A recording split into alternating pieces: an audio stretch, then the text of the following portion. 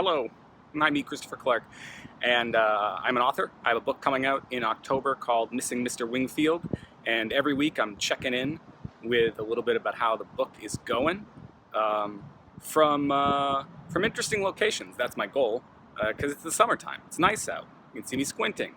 Sunlight, it's good for you. Um, I'm on the banks of the River Chuck in the People's Republic of Cambridge right now, and thinking about contradictory advice.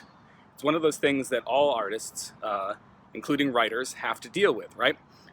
Is this notion of you asking for advice on your art, whatever that might be, and getting contradictory advice from the people that you speak to. And then, of course, it's your job as the artist to reconcile that advice. How does one thing fit together with the other thing? And I'm thinking here in particular of two bits of advice I received years ago now on the subject of the point of view of my book. So for a very long time, I had to itch. I'm trying to keep it a little steadier than my last video. For a very long time, there were 4 point of view characters in my novel. And I spoke a number of times to a friend and acquaintance, James Patrick Kelly, who has an audiobook out right now, an audiobook exclusive, I think, which I will try to link if I can do such things, that you should buy. Anyway, I was talking to Jim, and his advice was always, you need to pick somebody, right? I don't know if Jim ever actually read the manuscript, but he's a damn good writer and a good teacher, and he could tell just based on the way I was talking about the book that I needed to make some decisions about who this book was about. And within that same time frame, I also went to a reading and book signing by the author Jennifer Egan, who also has a book out, not an audiobook, or it might be out as audio, but it's not audio exclusive. Anyway, Jennifer Egan at the time was touring on A Visit from the Good Squad, which is a personal favorite of mine, and is a novel that's told from many, many perspectives. And so I went up to her afterwards at the signing, and I mentioned I was working on just such a book, and she told me that when she was pitching that book to her agent, to editors, they had no idea what to do with it.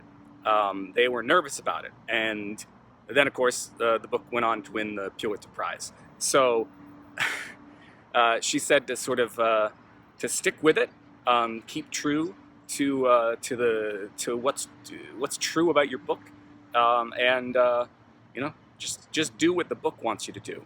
And those seem like contradictory bits of advice, right? On the one hand, you have somebody who wrote a book from multiple points of view, having major success and encouraging you to go out and if that's what your book is all about, to do the same. And on the other hand, you have an author telling you need to pick. And so I think ultimately what those two pieces of advice have in common is that you need to find out what's right for your book. And I think that's what Jim was trying to say.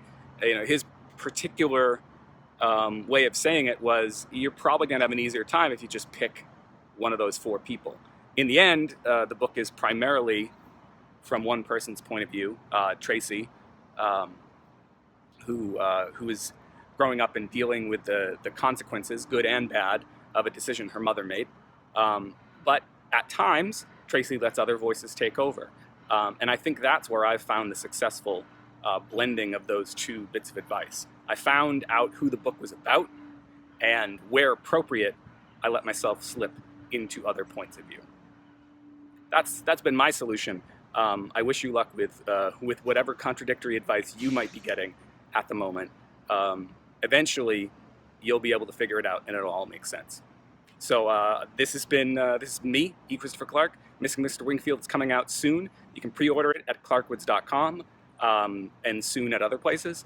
You can also support me on Patreon, patreon.com/echristopherclark, to get the book and more goodies. Thanks.